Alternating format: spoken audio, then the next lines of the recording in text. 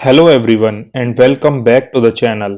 आई am टॉनिश और आज हम टॉर्ट लॉ के एक और इम्पॉर्टेंट टॉपिक के बारे में बात करने वाले हैं जो है strict liability and absolute liability. क्या आपने कभी ये सोचा है कि जब कोई हार्म कॉज हो जाता है और डिफेंडेंट को लायबल ठहराया जाता है बिना ये देखते हुए कि उन्होंने नेग्लिजेंटली एक्ट किया या इंटेंशन के साथ एक्ट किया, अगर कोई सिचुएशन ऐसी हो जहां सिर्फ किसी रिस्क के होने की वजह से लायबिलिटी अराइज हो जाती हो तो लॉ उससे कैसे डील करता है? यहीं पर स्ट्रिक्ट और एब्सोल्यूट लायबिलिटी का कंसेप्ट काम में आता है।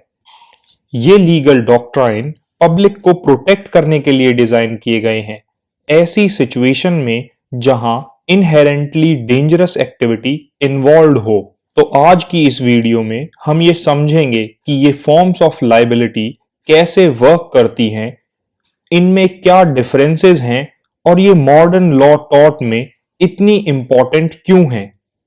इस वीडियो में हम स्ट्रिक्ट और एब्सोल्यूट लायबिलिटी के की डिफरेंसेस को ब्रेक डाउन करेंगे, दोनों के रियल वर्ल्ड एग्जांपल्स देखेंगे और उन लैंडमार्क केसेस को डिस्कस करेंगे जिन्होंने इस डॉक्ट्राइन को शेप किया है। तो चलिए शुरू करते हैं और जानते हैं स्ट्रिक्ट लायबिलिटी के कंसेप्ट को। स्ट्रिक्ट लायबिलिटी एक लीगल प्रिंसिपल है जिसमें किसी पर्सन या एंटिटी को हार्म के लिए लायबल ठहराया जा सकता है, चाहे उन्होंने कोई गलती ना की हो या फिर उनकी कोई बुरी इंटेंशन ना हो।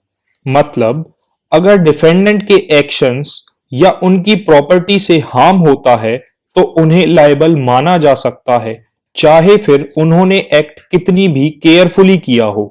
स्ट्रिक्ट लायबिलिटी अक्सर उन एक्टिविटीज पर लागू होती है जो इनहेरेंटली डेंजरस या हाईली रिस्की होती हैं, जहां पोटेंशियल हार्म इतना सिग्निफिकेंट है कि लॉ ये कहता है कि अगर आप इस तरह की रिस्की एक्टिविटीज में इन्वॉल्व हो तो आपको उस एक्टिविटी से हुए हार्म के लिए जिम्मेदार होना पड़ेगा, फिर चाहे आपने कितनी भी प्रिकॉशंस ली हो। इसके कॉमन एग्जाम्पल्स हैं हैजार्डस मटेरियल का यूज करना, डेंजरस एनिमल्स रखना, ब्लास्टिंग और डिमोलिशन जैसी एक्टिविटीज। मान लीजिए एक कंपनी अपनी प्रॉपर्टी पर हैजार्डस केमिकल स्टोर करती है और सब प्रिकॉशन लेने के बावजूद अगर केमिकल लीक हो जाता है और पड़ोसी की प्रॉपर्टी को नुकसान पहुंचाता है तो स्ट्रिक्ट लायबिलिटी के अंडर कंपनी लायबल होगी। यहां नेग्लिजेंस का सवाल नहीं उठता, सिर्फ हार्म होने का फैक्ट मैटर करता है। इस कंसेप्ट की roots Ryland versus Fletcher case में है। इस केस में डिफेंडेंट ने अपनी लैंड पर एक रिजर्वॉयर बनाया जो ब्रेक हो गया और पड़ोसी की प्रॉपर्टी को फ्लड कर दिया। बिना किसी नेग्लिजेंस के भी कोर्ट ने डिफेंडेंट को स्ट्रिक्टली लायबल ठहराया क्योंकि वो एक ऐसी एक्टिविटी में इन्वॉल्व था जिसमें इनहेरेंटली रिस्क था। कोर्ट ने ये कहा कि जो लोग हाई रिस्क एक्टिविटीज करते हैं उन्हें बिना फॉल्ट के भी अकाउंटेबल होना चाहिए अगर उस एक्टिविटी से दूसरों को नुकसान होता है। आज के टाइम में स्ट्रिक्ट लायबिलिटी कई कंटेक्स्ट में अप्लाई होती है, जैसे कि डेंजरस सब्सटेंसेस, यानी ऐसी सिचुएशन जहां आप हैजार्डस मटेरियल स्टोर या ट्रांसपोर्ट करते हो। दूसरा है वाइल्ड एनिमल्स, यानी अगर आपके पास ऐसे जानवर हैं जो पब्लिक के लिए डेंजरस हो सकते हैं। और तीसरा है एबनॉर्मल डेंजरस एक्टिविटीज, जैसे कि ब्लास्टिंग, जिसमें इनहेरेंटली रिस्क इन्वॉल्व होता है। स्ट्रिक्ट लायबिलिटी का पर्पस है पब्लिक सेफ्टी को प्रोटेक्ट करना, ताकि जो रिस्की एक्टिविटीज करते हैं उन्हें ये पता हो कि अगर हार्म हुआ तो उन्हें रिस्पॉन्सिबल ठहराया जाएगा, चाहे उन्होंने सब प्रिकॉशंस लिए हों। इससे ये इंश्योर होता है कि अगर रिस्क रियलिटी बन जाए, यानी अगर हार्म हो जाए, तो अफेक्टेड लोगों को कंपनसेट किया जा सके। तो इन शॉर्ट हम ये कह सकते हैं कि स्ट्रिक्ट लायबिलिटी आपकी रिस्पॉन्सिबिलिटी फिक्स कर देती है आपके एक्शन से होने वाले हार्म के लिए, फिर चाहे आपने नेग्लिजेंटली एक्ट किया हो या नहीं। ये एक लीगल टूल है जो इनहेरेंटली डेंजरस एक्टिविटी के रिस्क को मैनेज करता है और ये इंश्योर करता है कि अफेक्टेड लोगों को प्रॉपर कंपनसेशन मिले। अब जब हमने स्ट्रिक्ट लायबिलिटी के कंसेप्ट को समझ लिया है, चलिए एक और ज्यादा स्ट्रिंजेंट लायबिलिटी फॉर्म पर बात करते हैं, जो है एब्सोल्यूट लायबिलिटी। एब्सोल्यूट लायबिलिटी के स्ट्रिक्ट लायबिलिटी से भी एक लेवल ज्यादा टफ स्टैंडर्ड्स हैं, जहां कोई इंसान या एंटिटी किसी हार्म के लिए लायबल होगा, चाहे उनकी इंटेंशन हो या ना हो, चाहे नेग्लिजेंस हो या ना हो, या फिर उन्होंने कितनी भी प्रिकॉशंस ली हों। बेसिकली एब्सोल्यूट लायबिलिटी कोई भी डिफेंसेस अलाउ नहीं करती, यानी डिफेंडेंट किसी भी कंडीशन में डैमेजेस के लिए रिस्पॉन्सिबल होगा। एब्सोल्यूट लायबिलिटी के अंडर अगर आप ऐसी एक्टिविटी में एंगेज्ड हो जिसमें अल्ट्रा हजार्डस मटेरियल यूज हो रहा है, या आप ऐसी किसी इंडस्ट्री में हो जहां पब्लिक या एनवायरनमेंट के लिए एक्सट्रीम रिस्क है, तो आपको पूरी अकाउंटेबिलिटी लेनी होगी हर तरह के हार्म के लिए, फिर चाहे आपने कितने भी सेफ्टी मेजर्स क्यों ना लिए हों। इसका मतलब है एक्ट ऑफ गॉड जैसे डिफेंसेस या कॉन्ट्रीब्यूटरी नेग्लिजेंस का आर्ग्यूमेंट भी आपके किसी काम नहीं आएगा। यानी एब्सोल्यूट लायबिलिटी के केसेस में डिफेंडेंट किसी भी एक्सक्यूज से बच नहीं सकता। वो ये नहीं कह सकता कि हार्म किसी अनकंट्रोलेबल फैक्टर की वजह से हुआ या उन्होंने सारी रीजनेबल प्रिकॉशंस ली थी। यानी एब्सोल्यूट लायबिलिटी के केसेस में हर हाल में डिफेंडेंट को लायबिलिटी फेस करनी पड़ती है। इंडिया में एब्सोल्यूट लायबिलिटी का principle M C Mehta versus Union of India के लैंडमार्क केस से इंट्रोड्यूस हुआ। इस केस को भोपाल गैस ट्रेजेडी केस के नाम से भी जाना जाता है, जिसमें एक केमिकल प्लांट से टॉक्सिक गैस लीक होने के कारण वाइड स्प्रेड मौत और इंजरीज हुई, जिसके रिस्पॉन्स में एब्सोल्यूट लायबिलिटी का ये प्रिंसिपल आया। इस केस में इंडियन सुप्रीम कोर्ट ने रूल किया कि हैजार्डस या इनहेरेंटली डेंजरस एक्टिविटीज करने वाली इंडस्ट्रीज पर पब्लिक के प्रति एब्सोल्यूट रिस्पॉन्सिबिलिटी बनती है। यानी ऐसे केस में इंटेंशन, नेग्लिजेंस या प्रिकॉशन कुछ भी मैटर नहीं करता। एब्सोल्यूट लायबिलिटी इंश्योर करती है कि जो लोग या कंपनीज हाई रिस्क एक्टिविटीज में इन्वॉल्व हैं, वो रिस्पॉन्सिबिलिटी से भाग ना पाएं, चाहे हार्म एक्सीडेंटल या अनअवॉइडेबल हो। ये पब्लिक को सीरियस हार्म से प्रोटेक्ट करता है। अब जब हमने स्ट्रिक्ट और एब्सोल्यूट लायबिलिटी को अच्छे से समझ लिया है, चलिए इन दोनों लीगल प्रिंसिपल्स के बीच के की डिफरेंसेस को जानते हैं। ये दोनों ही फॉल्ट या नेग्लिजेंस प्रूव किए बिना लायबिलिटी इंपोज करते हैं, लेकिन इनकी अप्रोच डिफेंसेस और प्रिकॉशंस के मैटर में काफी अलग है। सबसे पहला डिफरेंस डिफेंसेस के अवेलेबिलिटी पर बेस्ड है, जहां एक तरफ स्ट्रिक्ट लायबिलिटी में डिफेंडेंट के पास कुछ डिफेंसेस अवेलेबल होते हैं। फॉर एग्जाम्पल, डिफेंडेंट आर्ग्यू कर सकता है कि हार्म एक एक्ट ऑफ गॉड यानी अनप्रेडिक्टेबल और अनकंट्रोलेबल नेचुरल इवेंट के कारण हुआ, या फिर प्लेंटिफ के खुद के एक्शंस ने हार्म में कंट्रीब्यूट किया, और अगर ये प्रूव हो जाए तो डिफेंडेंट की लायबिलिटी रिड्यूस या कंप्लीटली रिमूव भी हो सकती है। वहीं दूसरी तरफ इसके कॉन्ट्रास्ट में एब्सोल्यूट लायबिलिटी में कोई डिफेंस अलाउड नहीं है, यानी डिफेंडेंट ये नहीं कह सकता कि हार्म अनफॉरसीन सर्कमस्टांसेस की वजह से हुआ या उसने तो सभी प्रिकॉशंस लिए थे। यहां सिर्फ ये देखा जाता है कि हार्म हुआ है और डिफेंडेंट को पूरी तरह रिस्पॉन्सिबल माना जाता है, सिचुएशन चाहे जो भी हो। दूसरा डिफरेंस बेस्ड है नेचर ऑफ एक्टिविटीज पर, जहां एक तरफ स्ट्रिक्ट लाइबिलिटी का प्रिंसिपल ऐसी डेंजरस पर लॉफुल एक्टिविटीज पर अप्लाई होता है जैसे कि डेंजरस एनिमल्स रखना, हैजार्डस मटेरियल्स ट्रांसपोर्ट करना, ब्लास्टिंग, डिमोल्यूशन या कोई भी ऐसी रिस्की एक्टिविटी। यहां एक्टिविटीज रिस्की हैं, लेकिन अगर डिफेंडेंट रिस्पॉन्सिबली एक्ट करता है तो कुछ डिफेंसेस यूज करके लाइबिलिटी को कम किया जा सकता है। वहीं दूसरी तरफ एब्सोल्यूट लाइबिलिटी का ज्यादा सीवियर प्रिंसिपल उन इंडस्ट्रीज पर लागू होता है जो अल्ट्रा हैजार्डस एक्टिविटीज में इन्वॉल्व हों, जैसे chemical manufacturing, nuclear energy production या फिर टॉक्सिक वेस्ट डिस्पोजल। ये एक्टिविटीज इतनी हाई रिस्की होती हैं कि लॉ बिना किसी एग्जम्पशन के लाइबिलिटी इंपोज करता है।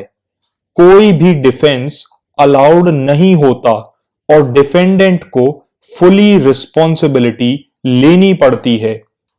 और थर्ड डिफरेंस बेस्ड है स्कोप ऑफ अकाउंटेबिलिटी पर। स्ट्रिक्ट लाइबिलिटी के केस में डिफेंडेंट अकाउंटेबल होता है, लेकिन कुछ एक्सेप्शनल सर्कमस्टांसेस में वो लाइबिलिटी से बच सकता है। वहीं दूसरी तरफ एब्सोल्यूट लाइबिलिटी के केसेस में डिफेंडेंट की अकाउंटेबिलिटी इन टोटैलिटी होती है, उनके पास कोई एस्केप रूट नहीं होता। चलिए अब one by one strict liability और एब्सोल्यूट लाइबिलिटी के कुछ लैंडमार्क केसेस को देखते हैं। सबसे पहले जानते हैं उन केसेस को जिन्होंने स्ट्रिक्ट लाइबिलिटी के डॉक्ट्राइन को शेप किया। इन केसेस ने इंपॉर्टेंट लीगल प्रेसिडेंट सेट किए, ये क्लैरिफाई करते हुए कि स्ट्रिक्ट लाइबिलिटी कब और कैसे अप्लाई होती है। सबसे पहला केस है रायलैंड्स वर्सेस फ्लेचर का। ये सबसे फेमस केस है जिसने स्ट्रिक्ट लाइबिलिटी के प्रिंसिपल को एस्टैब्लिश किया। इस केस में डिफेंडेंट ने अपने लैंड पर एक रिजर्वॉयर बनाया, लेकिन इम्प्रॉपर कंस्ट्रक्शन की वजह से रिजर्वॉयर टूट गया और नेबरिंग प्रॉपर्टी फ्लड हो गई। कोर्ट ने ये रूल आउट किया कि डिफेंडेंट स्ट्रिक्टली लायबल है डैमेजेस के लिए, फिर चाहे डिफेंडेंट की तरफ से कोई नेग्लिजेंस नहीं थी। कोर्ट ने ये कहा कि जब कोई अपनी लैंड पर कोई डेंजरस चीज रखता है या लाता है तो उनकी रिस्पॉन्सिबिलिटी होती है ये इंश्योर करना कि उससे किसी और को नुकसान ना हो, और अगर नुकसान होता है तो उसकी इंटेंशन या प्रिकॉशन से कोई फर्क नहीं पड़ता, वो स्ट्रिक्टली लायबल होगा। इस केस ने कॉमन लॉ में स्ट्रिक्ट लायबिलिटी की फाउंडेशन रखी।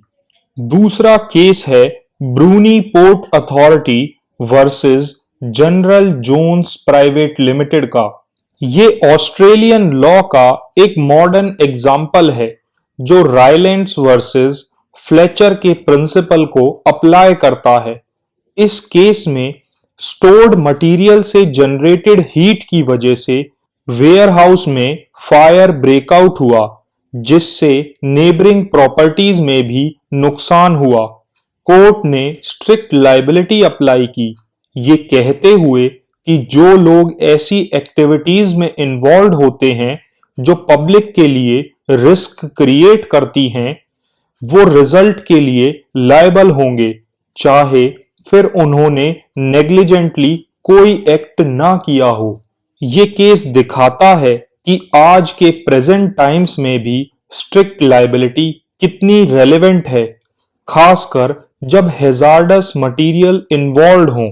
और साथ ही ये केस रीअफर्म करता है कि जो लोग डेंजरस एक्टिविटीज अंडरटेक करते हैं उन्हें रिजल्टिंग हार्म के लिए रिस्पॉन्सिबल होना पड़ेगा। और तीसरा इंपॉर्टेंट केस है Cambridge water corporation versus eastern countries leather का।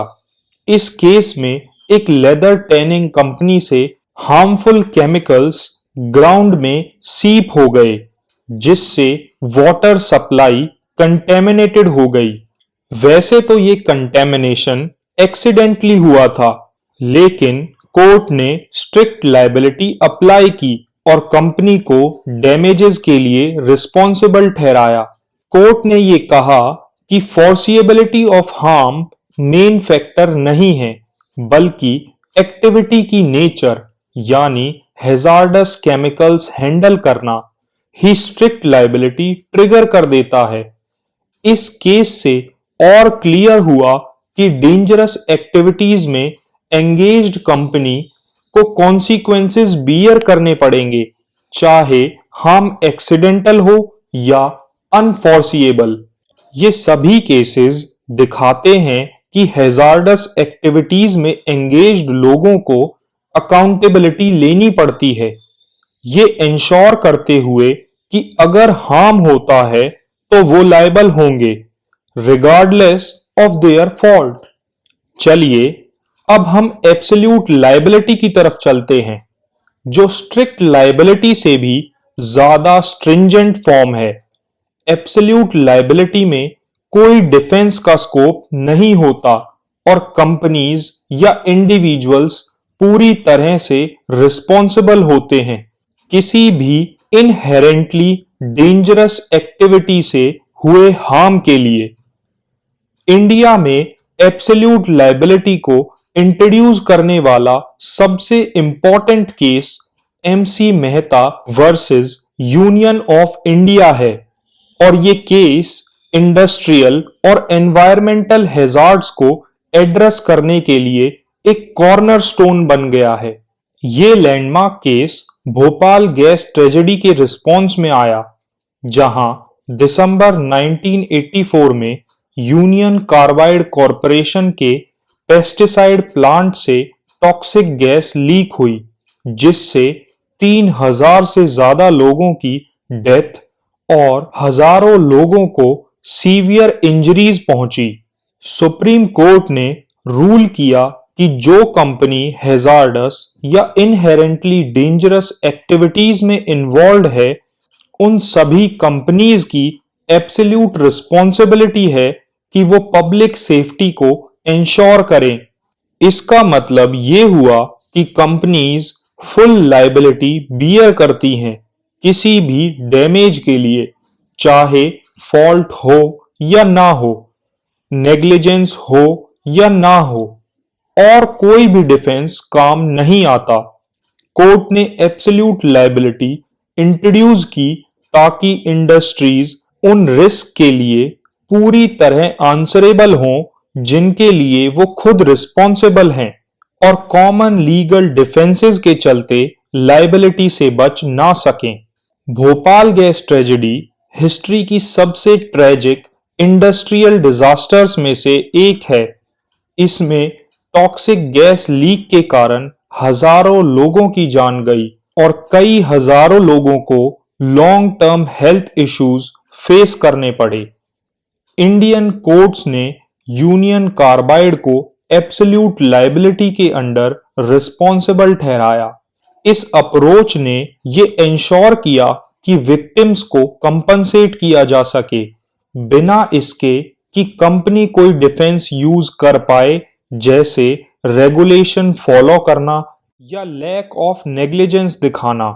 ऐसा ही एक और मेजर केस जहां एब्सोल्यूट लायबिलिटी अप्लाई हुई वो है oleum gas leak case. New Delhi में एक केमिकल फैक्ट्री से गैस लीक से लोकल पॉपुलेशन को वाइड स्प्रेड हार्म हुआ। यहां भी सुप्रीम कोर्ट ने एम्फेसाइज किया कि हैजार्डस सब्सटेंस हैंडल करने वाली इंडस्ट्रीज को फुली लायबिलिटी लेनी होगी। इसका मतलब यह है कि इंडस्ट्री को सिर्फ प्रिवेंटिव मेजर्स नहीं लेने हैं, बल्कि अगर कोई अनफॉर्सीन कॉन्सिक्वेंस होता है तो वो उसके लिए पूरी तरह लायबल होगी। यानी इंडस्ट्रीज अपने लीगल डिफेंसेस अप्लाई करके बच नहीं सकती, उन्हें पब्लिक सेफ्टी को टॉप प्रायोरिटी देनी होगी। इस अप्रोच से पब्लिक सेफ्टी इंश्योर होती है और इंडस्ट्रीज उन रिस्क्स के लिए आंसरेबल होती हैं जो उन्होंने क्रिएट किए हैं। चलिए अब ये डिस्कस करते हैं कि ये कंसेप्ट्स मॉडर्न टॉर्ट लॉ में इतने क्रूशियल क्यों हैं। ये डॉक्ट्राइन्स इंश्योर करते हैं कि इंडस्ट्रीज और इंडिविजुअल्स जो इनहेरेंटली डेंजरस एक्टिविटीज में इन्वॉल्व हैं, उन्हें अपने एक्शन के रिस्क के लिए फुली अकाउंटेबल रखा जाए। एक मेन रीजन जिसकी वजह से स्ट्रिक्ट और एब्सोल्यूट लायबिलिटी इंपॉर्टेंट है, वो है पब्लिक सेफ्टी की प्रोटेक्शन। आज के मॉडर्न टाइम्स में जब इंडस्ट्रीज डेंजरस केमिकल्स और हैजार्डस मटेरियल्स हैंडल करती हैं या रिस्क एक्टिविटीज में एंगेज्ड होती हैं, ये डॉक्ट्राइन इंश्योर करती है कि कंपनीज और लोग अपने कॉज हार्म के लिए पूरी तरह रिस्पॉन्सिबल हों। अगर कुछ गलत होता है तो ये कंपनीज रेगुलेशंस फॉलो करने या प्रिकॉशंस लेने के आर्गुमेंट से लायबिलिटी से नहीं बच सकती। ये डॉक्ट्राइन्स इंडस्ट्रीज को रिस्क मैनेजमेंट में इन्वेस्ट करने पर एनकरेज करते हैं। जब उन्हें ये पता होता है कि अगर हार्म हुआ तो उनकी फुल अकाउंटेबिलिटी होगी, तब वो स्ट्रिक्ट सेफ्टी प्रोटोकॉल्स इंप्लीमेंट करेंगे और प्रिवेंटिव मेजर्स लेंगे ताकि रिस्क्स को मिनिमाइज किया जा सके। इससे वर्कप्लेस सेफर बनता है और पब्लिक को बेटर प्रोटेक्शन मिलती है। इन डॉक्ट्राइन्स की वजह से इंडस्ट्रीज सेफर टेक्नोलॉजी और बेस्ट प्रैक्टिसेस अडॉप्ट करने के लिए इंसेंटिवाइज होती हैं, जिससे एक्सीडेंट्स या एनवायरमेंटल डैमेज के चांसेस कम हो जाते हैं।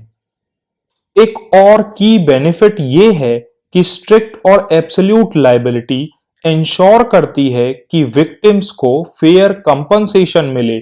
जब हार्म डेंजरस एक्टिविटीज या सब्सटेंसेस की वजह से होता है, स्ट्रिक्ट और एब्सोल्यूट लायबिलिटी के अंडर विक्टिम को कंपनसेशन मिल सकती है, इवन कि अगर नेग्लिजेंस प्रूव ना भी हो सके। ये स्पेशली उन केसेस में हेल्पफुल है जहां कॉम्प्लेक्स इंडस्ट्रियल प्रोसेस या एनवायरमेंटल फैक्टर्स के कारण एग्जैक्ट फॉल्ट पिन पॉइंट करना मुश्किल होता है। एनवायरमेंटल चैलेंजेस के पर्सपेक्टिव से भी स्ट्रिक्ट और एब्सोल्यूट लायबिलिटी बहुत जरूरी है।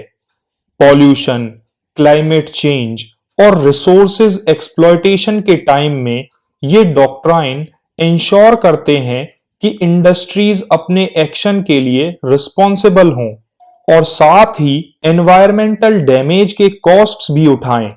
इससे ना सिर्फ अफेक्टेड कम्युनिटीज और इकोसिस्टम को कंपनसेशन मिलता है, बल्कि इंडस्ट्रीज फ्यूचर में और सस्टेनेबल प्रैक्टिसेस अडॉप्ट करने पर फोकस भी करती हैं। तो हम ये कह सकते हैं कि स्ट्रिक्ट और absolute liability modern tort law में एक वाइटल रोल प्ले करती हैं। ये डॉक्ट्राइन्स एक एसेंशियल लीगल फ्रेमवर्क प्रोवाइड करती हैं जो इंडस्ट्री की नीड को लोगों और एनवायरनमेंट की सेफ्टी के साथ बैलेंस करता है। तो आज के इस डिस्कशन को कंक्लूड करते हुए हम ये कह सकते हैं कि ये डॉक्ट्राइन्स उन इंडिविजुअल्स और कंपनीज को रिस्पॉन्सिबल ठहराती हैं जो इनहेरेंटली डेंजरस एक्टिविटीज से हार्म कॉज करते हैं, फिर चाहे वो नेग्लिजेंट ना भी रहे हों। आज के मॉडर्न टाइम्स में ये फॉर्म्स ऑफ लायबिलिटी बहुत क्रूशियल हैं, खासकर उन इंडस्ट्रीज में जहां हैजार्डस मटेरियल्स और एक्टिविटीज इन्वॉल्व हैं। ये एक लीगल फ्रेमवर्क प्रोवाइड कराती हैं जो पब्लिक सेफ्टी को प्रोटेक्ट करता है, इंडस्ट्रीज को रिस्पॉन्सिबल बिहेवियर अडॉप्ट करने पर मजबूर करता है और ये इंश्योर करता है कि विक्टिम्स को फेयर कंपनसेशन मिले। तो अगर आपको ये वीडियो हेल्पफुल लगा तो इसे लाइक करें, अपने दोस्तों के साथ शेयर करें और चैनल को सब्सक्राइब करें। थैंक यू फॉर वॉचिंग और मिलते हैं अपनी नेक्स्ट वीडियो में, जहां हम लॉ ऑफ टॉर्ट के एक और कंसेप्ट को डिस्कस करेंगे।